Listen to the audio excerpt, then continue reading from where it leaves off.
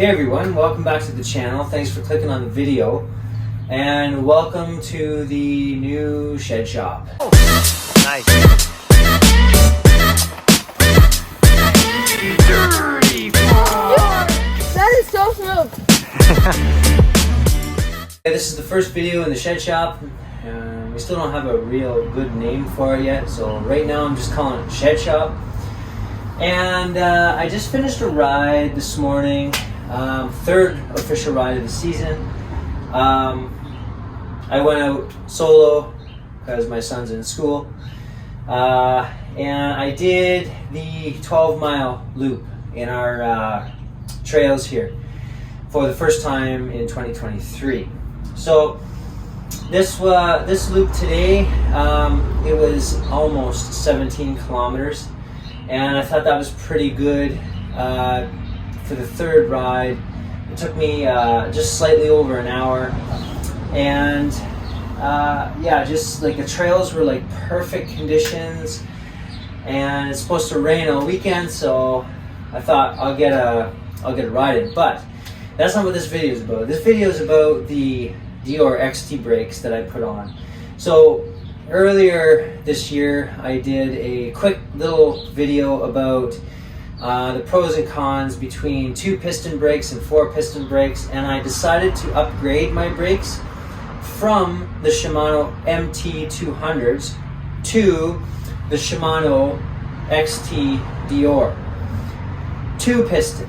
So right away, I gotta say the install was a breeze. Now, this is internally routed, so it could go one of 2 ways. Either it takes you 5 minutes to route the cables, or it takes 5 hours. And because this is what they call a budget or value starter bike, there's no internal sleeve inside the down tube. If you get when you get into more expensive bikes, they have internal sleeves, so it just slides right up through and no problem right out the port.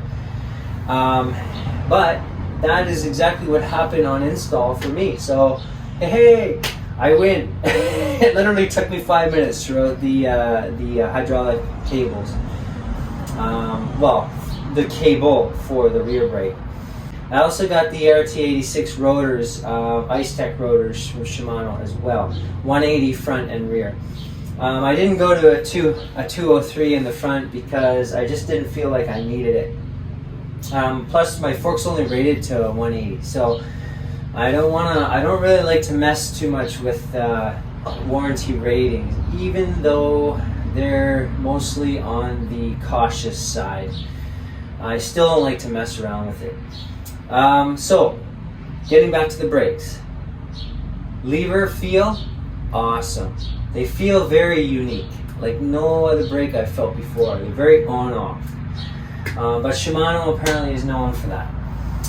However, in saying that, the modulation is really awesome. These brakes are set up in such a way with servo wave and all this other stuff in there, in the technology and the lever, coupled with the caliper, that the modulation is really awesome.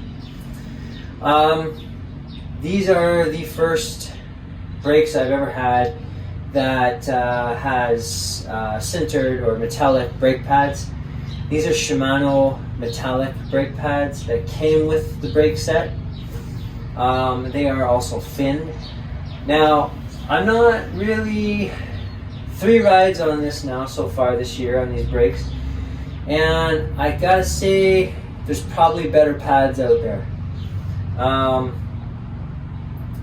You have to heat these up. You have to get these warmed up before they really start working properly. These brakes do not squeak.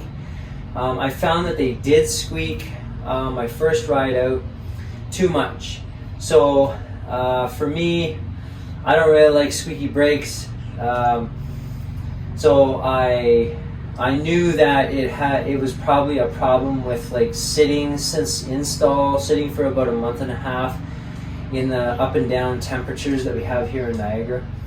And because it was sitting in the garage, you know, there's a moisture thing too. So, and I know that Shimano brake pads are notorious for being sensitive to that. So what I did was I just resurfaced the pads, and I also surfaced the rotors, clean the heck out of them, pads and the rotors, reinstalled, and took it out and did a rebed, and now they're like crazy powerful. It's awesome. For 2 piston brakes, these are awesome. They're way more than enough power than what I need for the trails that I normally ride. A bike park, okay, well, if you're gonna do some downhill enduro stuff, I'd go with 4 piston for sure. I'd probably look at the Deore 6120s is what I would look at, or the Shimano SLX 4 piston. But these brakes for this bike and for our trails and for what we mostly ride, they're going to be fantastic. So, like I was saying, lever feel, there's a couple points of adjustments on the levers. People say that it's useless, but I say it's not useless because I found it very useful. There is another point of contact on the lever aside from the bar clamp. There's a contact here where it just makes the brake lever super stiff feeling, like crazy stiff. The hydraulic hoses are a little bit wider diameter. They literally just fit through the ports here for the internal routing. And I was going to put something in the down tube to stop the really annoying cable rattle, but nothing fits in either port. The bottom port or this, nothing will fit in there. Especially up here, there's just no chance. So it is what it is, and I will learn to live with it. I did need to cut both brake hoses to make it nice and tidy looking, because I don't like big floppy lines all over the place. But I did have the hydraulic fluid from Shimano just sitting here. So really super simple.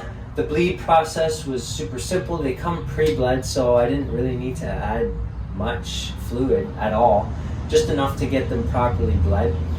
If you're thinking of the XT 2 pots or 4 pots, I would not hesitate.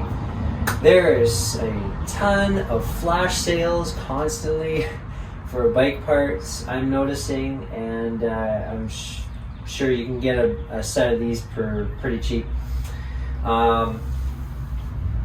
Well, relatively speaking.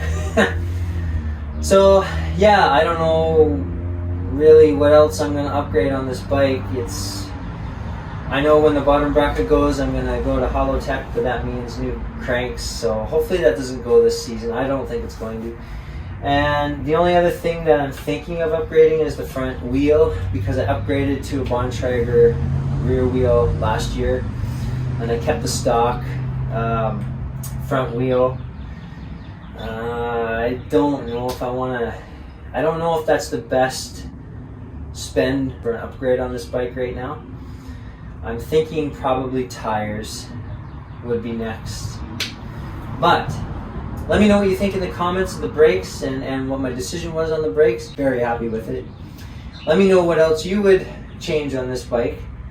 And if you haven't seen any of my other videos on the Trek Roscoe 2022 number 6, I've got a ton of videos on the channel about the Roscoe. So check them out and you'll see, you know, from when the bike was new and what I put on it. I've got a bunch of stuff on this bike that I'm pretty sure it's good to go now. So yeah, I love this bike. I love it. Hopefully you enjoyed this video on the brake update, and stay tuned for more in the shop shed and for more riding videos.